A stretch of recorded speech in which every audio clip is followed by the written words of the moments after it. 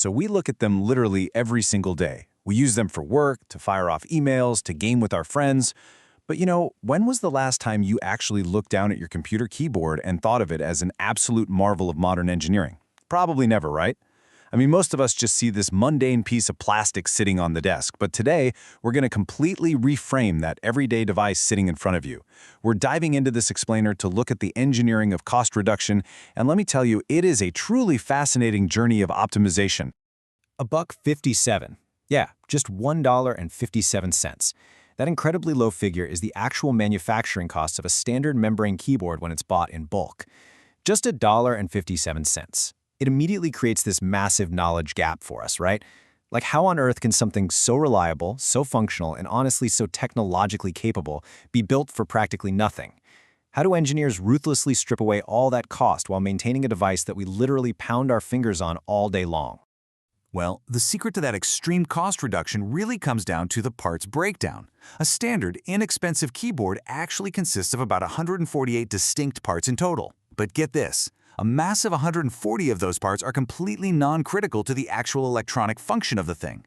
We're talking about the outer plastic casing, the screws, the actual physical plastic keys themselves. When you strip all that physical bulk away, we are left with a mere 8 critical components that drive the entire device. Seriously, just 8. Okay, so what exactly are these bare minimum components? First up, you've got this flexible rubber sheet covered in little domes that sit directly under the keys. Then you have 3 highly optimized, incredibly thin plastic sheets, a top one with conductive dots, a middle one that just acts as an empty spacer, and a bottom sheet. Add in 2 standard batteries, a really simple clamp bracket to hold it all tightly together, and finally a tiny printed circuit board, or PCB. And this is crazy. That incredibly small PCB actually houses a microprocessor, a crystal oscillator, and a 2.4 GHz planar antenna to communicate wirelessly with your computer.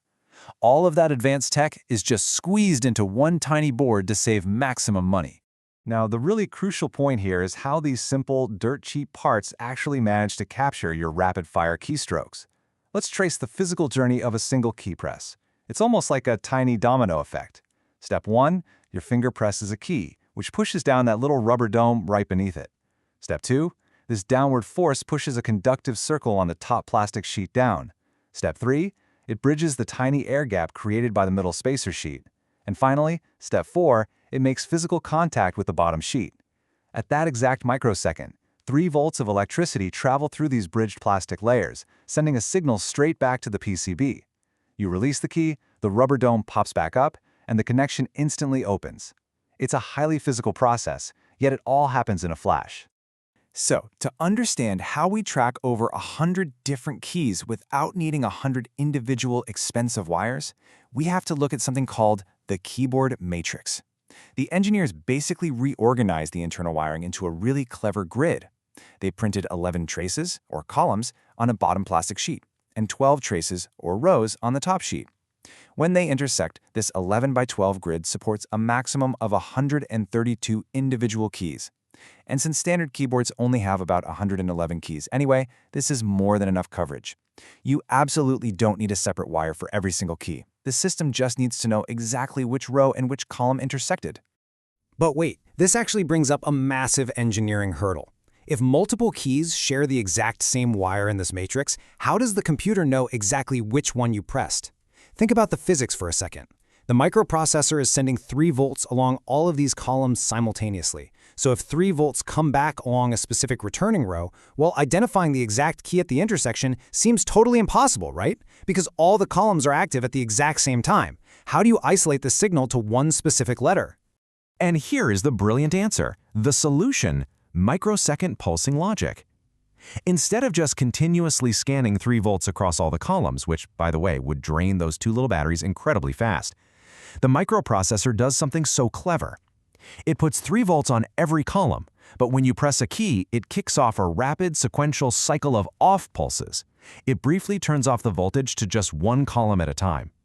By sensing exactly when the voltage drops to 0 on the returning row, the processor can pinpoint match the exact column and row intersection. And the sheer speed of this pulse cycle is absolutely mind-boggling. At 0 microseconds, the pulse starts. By just 65 microseconds, the pulse on that single column is already over. And this entire cycle across the board repeats every 4 milliseconds.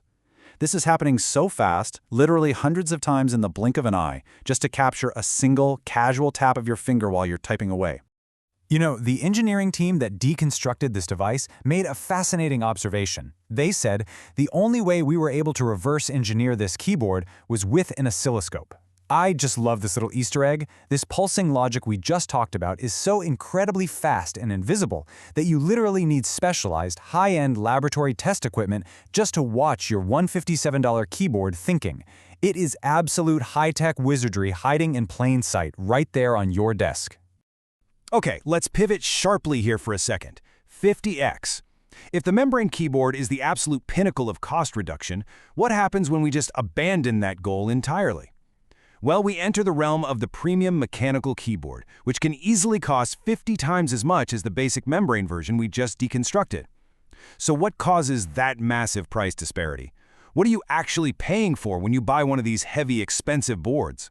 Well, let's tear one open and find out. The inside of a mechanical key is a vastly different world. We've thrown out those cheap, flexible plastic sheets entirely. Instead, there's a massive, sturdy, printed circuit board spanning the whole device. And soldered onto that board are intricate, individual mechanical switches for every single key, often paired with their very own independent LEDs. Just one of these individual switches contains a keycap, a stem and slider assembly, a rigid top and bottom housing, an actual physical metal spring, and metal contact leaves, which are often referred to as gold cross-point contacts. So the crucial point here is how this complex little assembly fundamentally changes your typing experience. Here is the mechanical choreography of a traditional click. Step 1, your finger pushes the stem and slider down into the housing. Step 2, the uniquely shaped slider actually moves out of the way, separating from the metal contacts inside. Step 3, this clearing allows the metal contacts to forcefully spring outwards and hit each other. Step 4, the electrical connection is made and you get that highly satisfying, sharp, and incredibly loud click. It completely replaces that squishy, quiet rubber dome with precise, spring-loaded machinery that you can really feel. And this perfectly illustrates the level of meticulous detail in these premium devices. Anti-brush technology. Notice how the stem and the slider are actually designed as two totally separate components? This is a very intentional, super clever design detail. It allows the keycap and stem to travel a tiny fraction of a millimeter down before the slider is ever even engaged. Which means if your finger accidentally brushes over a key while you're reaching for another one, it won't trigger an accidental keystroke. It actually requires a deliberate, committed press from you to actuate the switch. So let's put them head to head, membrane versus mechanical. On one side, you have the membrane. Driven by simple rubber domes, 3 inexpensive plastic sheets, and a ruthless, brilliant engineering focus on cost reduction to hit that $1.57 price tag. On the other side, the mechanical. Featuring a massive, expensive PCB, dozens of individual spring-loaded switches, designed entirely around delivering this luxurious, tactile, clicky experience, but costing 50 times more.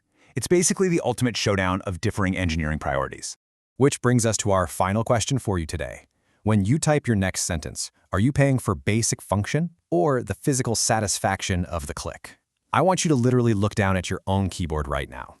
Whether it's a silent membrane marvel of ultimate cost efficiency or a heavy, clicking mechanical beast, you are looking at some incredible, hidden micro-engineering right beneath your fingertips. It really makes you wonder, what other everyday technologies are hiding brilliant secrets just waiting to be deconstructed? Thanks so much for joining us for this explainer, and definitely keep questioning the technology around you.